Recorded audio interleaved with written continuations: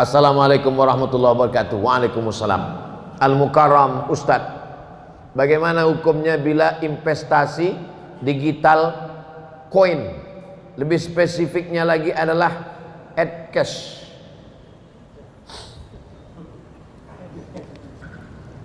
Dulu awal-awalnya jual belinya, bapak punya padi, saya punya ikan.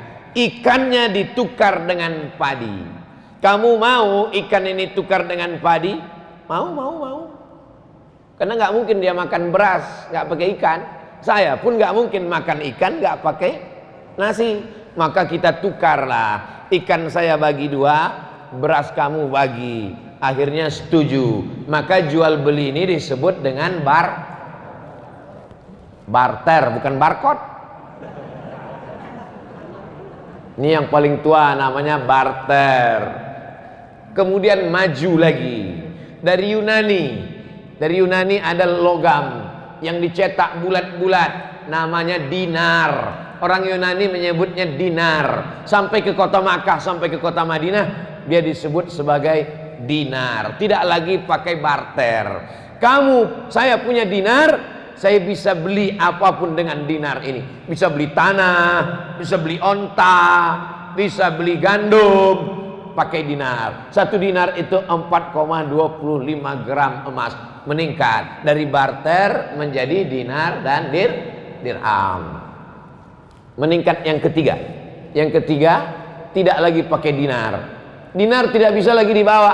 Karena kalau sampai saya bawa dinar sekarang, bisa dikejar maling. Wah, itu ada dinar. Pakai cincin emas aja sekarang dirampok orang. Bukan diambil emasnya, sama jari-jarinya dia potong. Barter, di atas barter dinar, di atas dinar. Ini yang ketiga. Keluarlah apa yang disebut dengan uang kertas.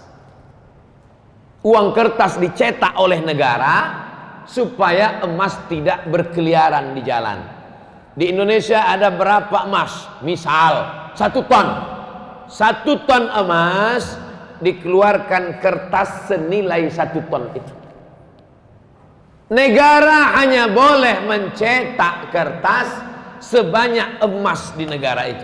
Jadi kalau di negara itu emasnya cuman 50 kilo, maka boleh dicetak uang kertas senilai 50 kilo. Jadi di seluruh dunia ini yang paling banyak boleh dicetak kertas adalah di Pulau Jawa, karena disitulah emas yang paling banyak.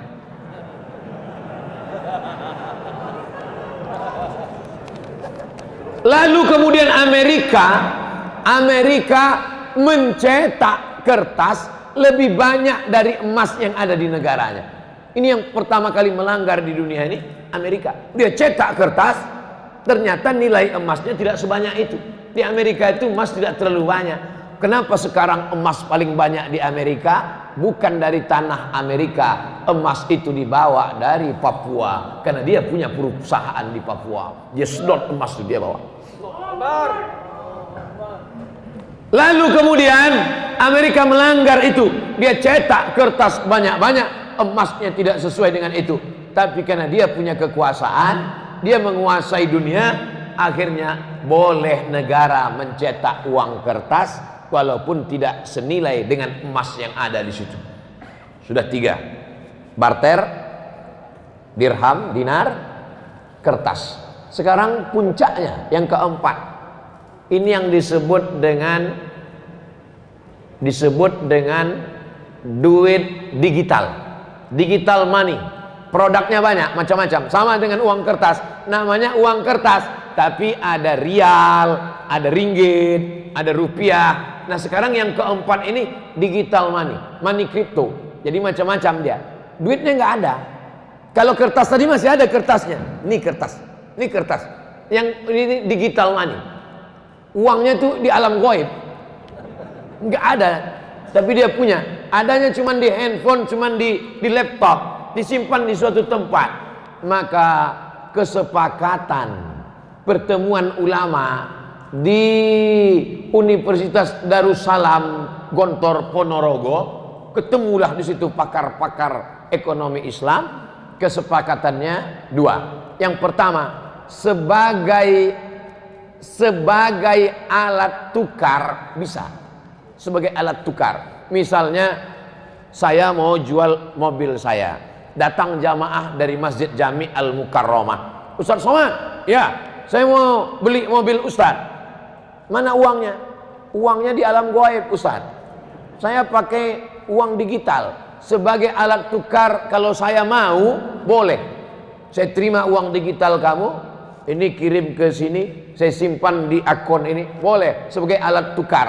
Tapi sebagai alat investasi, sebaiknya tidak. Kenapa sebaiknya tidak? Karena nilainya tidak stabil. Uang kertas saja pun nilainya tidak stabil. Uang kertas mengalami resesi. Uang kertas mengalami apa yang disebut dengan nilainya tak sama, jatuh. Harga kambing zaman Nabi dengan zaman sekarang pakai uang dinar sama, karena emas itu stabil. Makanya orang sekarang berbondong-bondong menyimpan emas. Emas tetap naik. Emas dulu 1 gram 500.000, sekarang emas sudah 1 juta. Nanti berganti zaman, berganti. Sedangkan uang, makanya kalau ada orang minjam uang, saya pinjam uang kamu 100.000 tahun 2020, dibayar tahun 2030 dengan 100.000, mau apa enggak? Saya enggak mau, karena dalam 10 tahun itu terjadi inflasi, nilai uang itu jatuh. Tapi kalau emas tidak jatuh, emas stabil. Nah, jadi ada satu usaha mau mengembalikan umat Islam ini kembali pakai emas, pakai mata uang emas. Kalau Eropa bisa pakai satu mata uang euro, umat Islam juga bisa pakai mata uang emas, dinar. Bisa atau tidak bisa? Bisa. Tapi umat yang paling bisa disatukan ini umat Islam. Tuhannya berapa? 1. Qul huwallahu ahad. Nabinya berapa? 1. Asyhadu anna Muhammadan Rasulullah. Kiblatnya berapa? 1. Orang Islam sholat arahnya di dunia ini cuma 1. Tapi yang paling sulit disatukan umat Islam. Subuh aja udah kulai. Satu pakai kunut, satu enggak kunut. Satu pakai usoli, satu enggak. Yang satu telunjuknya gini, yang satu gini-gini. Betul? Nah, makanya kita jaga persatuan. Masalah sepele-sepele ini jangan sampai merusak persatuan. Kesimpulannya, money crypto, uang digital sebagai alat tukar oke. Tapi sebagai investasi, beberapa pemain money crypto kehilangan uang. Bapak Ibu ikut tak berita? Si fulan artis terkenal kehilangan uang digital karena kehilangan karena sebagai alat investasi. Nah ini paham?